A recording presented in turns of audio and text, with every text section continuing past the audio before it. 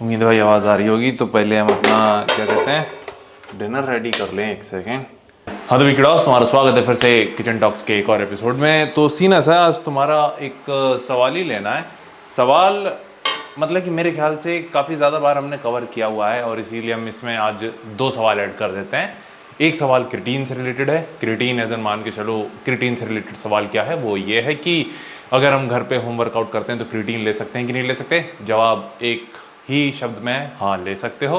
क्या तुम्हें उसका फ़ायदा मिलेगा? वो तब मिलेगा अगर तुम घर पे इतनी इंटेंसिटी के साथ ट्रेन कर पा रहे हो या इतनी क्या कहते हैं खुद को इतना पुश कर पा रहे हो। अब उम्मीद है कि तुम पुश कर रहे होगे। और इसका रीज़न हम इतना सार्कास्टिकली हमने इसलिए बोला है क्योंकि घर पे जब तुम वर्कआउट करते हो तो एक लिमिट तक ही तुम इंटेंसिटी बढ़ा सकते हो, फिर उसके बाद तुम्हें पता है तुम्हें क्या तो खर्चा करना पड़ेगा या फिर जिम ज्वाइन करनी पड़ेगी। इंटेंसिटी वाइज हम कह रहे हैं, वरना मान के चलो अगर आज तुम 100 पुशअप लगा ले रहे हो, कल 200, मतलब कि एक महीने बाद तो 100 वो नॉर्मल होने लगेगा। तो कब तक ये बढ़ाते रहोगे? तो मेन मुद्दा ये है कि ले सकते हो अगर तुम हाई इंटेंसिटी के साथ ट्रेन करते हो, तुम्हारे पास कुछ अच्छे इक्विपमेंट हैं जो कि तुम्हें हेल्प कर रहे हैं खुद को पुश करने के लिए, तो उसका तुम्हें फ़ायदा भी होगा। फिर दूसरा सवाल था हमसे ये कि क्या वे प्रोटीन के बिना हम बॉडी बना सकते हैं, जिसका जवाब भी आसान है और तुम्हें पता भी है, जिसको हमने कई बार बोला भी है, लेकिन हमें बार बार याद दिलाना पड़ता है कि हाँ बना सकते हो। और हमें तुमने कभी ये सुनना नहीं होगा बोलते हुए कि हमारी बॉडी इस वे प्रोटीन से बनी है या ये सप्लीमेंट खाने से बनी है।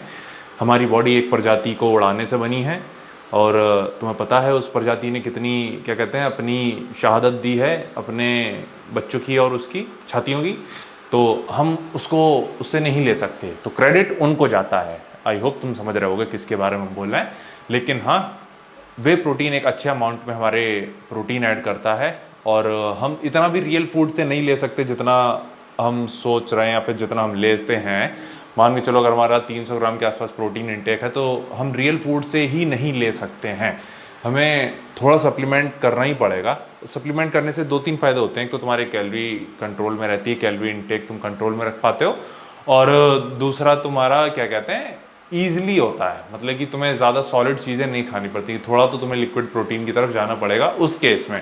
हालांकि उसमें भी तुम्हारी प्रायोरिटी होनी चाहिए कि तुम्हारा रियल फूड से ज़्यादा प्रोटीन आए, ना कि सप्लीमेंट से। ठीक है, हमेशा तुम्हारी बॉडी ज़्यादा पॉजिटिवली रिस्पॉन्ड करती है जब तुम्हारा protein intake mostly real food से आ रहा है। इसका एग्जाम्पल और थोड़ा सा इसको तुम आउट ऑफ कॉन्टेक्स्ट ना लो और इसको बताएं कि अगर कोई बंदा है जो सिर्फ अपना 100 ग्राम प्रोटीन वे प्रोटीन से पूरा कर रहा है, उसको देख लेना, और एक बंदा जो 100 ग्राम प्रोटीन रियल फूड से, अच्छे रियल फूड सोर्सेज से पूरा कर रहा है जैसे अंडे या चिकन वगैरह, तो उसकी बॉडी ज़्यादा अच्छी होगी। चांसेस काफ़ी ज़्यादा है। हालांकि कई सारे फैक्टर आ जाते हैं, जेनेटिक्स वगैरह, प्लस कौन कितने अच्छे से ट्रेन कर रहा है। बट इवन क्योंकि प्रोटीन ही सब कुछ नहीं होता, उसके साथ मिल रहे न्यूट्रिशन या फिर उसके जो और ज़्यादा न्यूट्रिशनल वैल्यू होती है उन फूड सोर्सेज की जिसकी हम बात कर रहे हैं, काफ़ी अच्छी होती है। सिर्फ वे प्रोटीन या लिक्विड प्रोटीन को तुम कंसिडर करो तो ठीक है, तो food as a whole consider करो तो ज़्यादा बेटर है। तो ये चीज़ हमने तुम्हें बताई है, ज्ञान पेला है, और उम्मीद है तुम्हें समझ में आया होगा अच्छे से। तो यही थी हमारी आज की पंचायत। बाकी एक बार और आज हम चेक कर लेते हैं कि एप्स कैसे दिख रहे हैं। तो आई थिंक सही है। और बाकी हमें याद है कि कुछ दिन पहले हम यहीं ऐसे अपना पेट पकड़ के बोल रहे थे कि हमारा पेट बहुत ज़्यादा निकल रहा है, इस तरीके से कुछ बोल रहे थे शायद हम, लेकिन अभी नहीं बोल सकते हैं क्योंकि अभी नहीं है वो। तो ये चीज़ काफ़ी ज़्यादा अच्छी है और हमें यकीन है कि हम सही डायरेक्शन में जा रहे हैं। अभी हमें और ज़्यादा पुश करना है क्योंकि अभी ये तो एक तरीके से सिर्फ शुरुआती है और होगा, अच्छा होगा, ये हमें यकीन है। थोड़ा टाइम ज़रूर लगेगा और इसको, लेकिन अभी हमें और अपना एक तरीके से लिमिट पुश करनी है, जो कि हम करेंगे और कर रहे हैं। तो बस भाई यहीं तक रखते हैं पंचायत। उम्मीद है तुम्हें मजा आया होगा। बाकी आज तुम वर्कआउट देखने वाले हो, वो है लेग्स डे, काफ़ी अच्छा था। और वो उससे पहले देखोगे तुम सुबह की क्लिप, और सुबह की क्लिप में तुम्हें बता दें आज हमने वेस्ट यूज़ नहीं की थी। उसके दो रीज़न थे, वो तुम सुन लोगे, लेकिन फिर भी थोड़ा सा उनको कवर कर लेते हैं। एक तो ये है कि कुछ दिनों से हम काफ़ी ज़्यादा इंटेंसिटी के साथ कार्डियो कर रहे थे, एक तो ये रीज़न था, और दूसरा आज हमें लेग स्ट्रेन करनी थी। तो जब भी हम हैवी वेस्ट वेस्ट वेस्ट जो भी है, मतलब कि अपनी जैकेट, मकसद जैकेट के साथ जब करते हैं तो हमारी लेग्स काफ़ी ज़्यादा शोर फील करने लगते हैं आने के बाद, तो इसलिए हमने आज वो यूज़ नहीं की थी। तो यही तुम्हें बताना था। बाकी तुम पहले देखोगे सुबह की क्लिप और फिर देखोगे वर्कआउट, तो वो देख के बताना कैसा लगा। हाँ, तो भी तुम्हारा स्वागत है फिर से सुबह की चर्चा में। तो तुम्हें दो चीज़ें बतानी थी, दो नहीं शायद एक ही थी। वो ये है कि आज हम वेटेड वेस्ट कैरी नहीं कर रहे हैं और इसके दो बड़े रीज़न हैं। एक तो ये है कि जो मेन रीज़न हमें फील हुआ है वो ये है कि अभी हमें कई दिनों से उसको यूज़ करते हुए काफ़ी ज़्यादा टाइम हो गया है और पिछले कुछ दिनों हमने उसको काफ़ी ज़्यादा एक तरीके से हाई इंटेंसिटी के साथ यूज़ किया है। तो हम थोड़ा सा सेफ जोन में खेल रहे हैं कि थोड़ा सा एक तरीके से तुम्हारे मसल को भी रेस्ट मिलना चाहिए, जॉइंट्स को रेस्ट मिलना चाहिए, इसलिए उसको यूज़ नहीं कर रहे हैं। और दूसरा एक रीज़न है कि आज लेग्स डे है और जब भी वो यूज़ करते हैं तो काफ़ी ज़्यादा एक तरीके से पम्प फील करने लगते हैं। तो जब हमें दोपहर में वर्कआउट करने जाना होता है तब एक तरीके से सोरनेस फील होती है या फिर पहले से फील होता है कि नहीं काफ़ी ज़्यादा एक तरीके से तुमने ट्रेन किया है लेग्स को, तो उसमें 100% नहीं दे पाते हैं अगर हम वो बहुत ज़्यादा एक तरीके से हाई इंटेंसिटी पे यूज़ करते हैं। एक चीज़ है कि कैलोरीज हमें उतनी ही बर्न करनी है, जो हम 500 कैलोरीज बर्न करते हैं वो ही बर्न करेंगे, बस टाइम ज़्यादा लेंगे। जैसे 35 मिनट में हम 500 कैलोरीज उससे बर्न करने लगे थे, तो आज हो सकता है वो 45 या उससे ज़्यादा 50 मिनट में होंगी सेम कैलोरीज बर्न। तो ये चीज़ भी कन्फर्म है, बस इंटेंसिटी थोड़ी ज़्यादा नहीं होगी, थोड़ा सा बॉडी को रेस्ट भी नहीं कहेंगे साला क्योंकि बर्न तो उतनी ही कर रहा है, बट फिर भी मसल इंगेजमेंट काफ़ी ज़्यादा नहीं होगा जितना नॉर्मली उस पर होता है। तो यही तुम्हें पंचायत करनी थी, बाकी तुमसे जिम में मिलते हैं। ओके भाई, तो सीन ऐसा है कि आज हैमस्ट्रिंग फोकस्ड हमें ट्रेन करना है, लेग्स डे। अगले वाला जो लोअर बॉडी डे होगा उसमें हैमस्ट्रिंग और तुम्हारे कॉर्ड्स दोनों इंगेज करेंगे, लेकिन आज हैमस्ट्रिंग फोकस्ड हमें करना है। तो अगेन जो सेकंड लेग्स डे होता था वो अब हमारा वेडनेसडे को हुआ करेगा, जिसमें again hamstring curl, hamstring dead या फिर जो भी कह लो रोमानियन डेडलिफ्ट कह लो वो, और तुम्हारा लेग प्रेस हॉरिजॉन्टल वो रहेगा। अगेन इसमें आज 6 सेट लगाना है। अभी हमने कुछ वार्म अप भी किया है, जो नॉर्मल मूवमेंट्स रहते हैं हमारे जॉइंट से रिलेटेड वो, और एक 50 मीटर की वॉकिंग लंजेस। तो उससे वो तुम्हारी लोअर बॉडी को काफ़ी अच्छी मोबिलिटी में लेके आ जाता है या फिर मोशन में लेके आ जाता है। देन अभी स्टार्ट करेंगे इससे, इसके 6 सेट करना है, 2 रहेंगे वार्म अप के, बाकी के 4 वर्किंग सेट। तो वो तुम देखोगे। फोकस।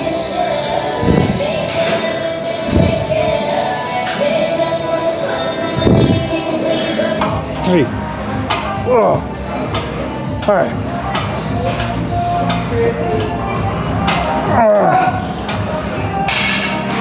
तो ये आखिरी सेट है। अगेन हमें बिल्कुल अंदाज़ा नहीं है और ये मेरे ख्याल से PR तो नहीं करेंगे, बट काफ़ी टाइम बाद हम एक प्लेट छोड़ के जा रहे हैं। पिछले वाले में कितने थे, 8 से 10 के बीच में थे, इसमें पता नहीं कितने आते हैं। तो इसमें ड्रॉप भी पेलेंगे।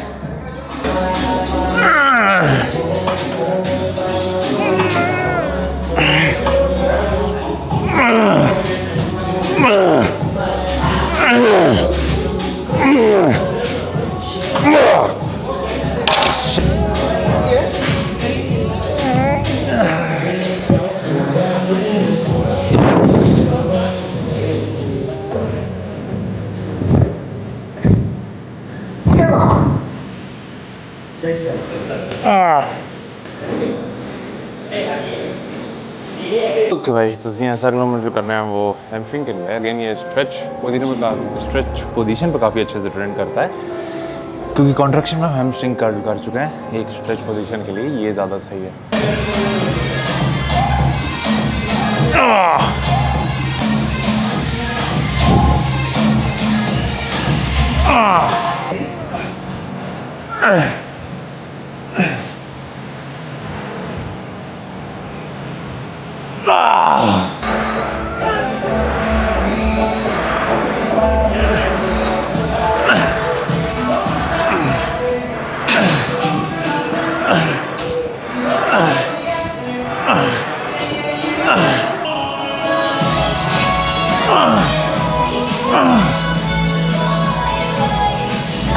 उम्मीद है तुम्हें दिख रहा है। तो सीन ऐसा अगला मूवमेंट जो तुम देखोगे वो है leg presses. Again horizontal leg presses करेंगे।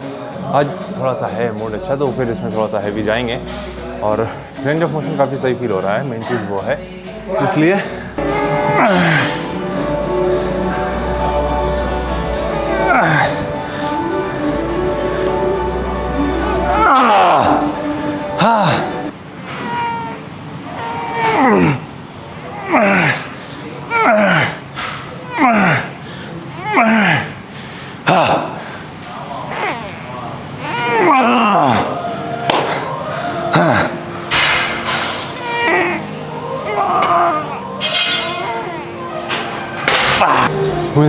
होगा। तो सीने से अगला हम करने वाले हैं थाई के लिए। लास्ट सेट का तुम्हें एक सीन बता दें, उसमें हमने खुद को एक तरीके से छोटा सा चैलेंज ही कहेंगे। हमने ये दिया था कि हाथों को यूज़ नहीं करना है, जो भी एक तरीके से पावर जनरेट करेंगे थ्रू आउट दी रैप्स या फिर सारे रैप्स में, वो पूरी कॉर्ड्स के उससे ही होनी चाहिए। 12, 13, 14, 15, 16, 17, 18, 19, 5, 6, 7, 8, 9, 10, 11, 12, 13, 14, 2, 3, 4, 5, 6, 7, 8, 9, 10, 11, 12.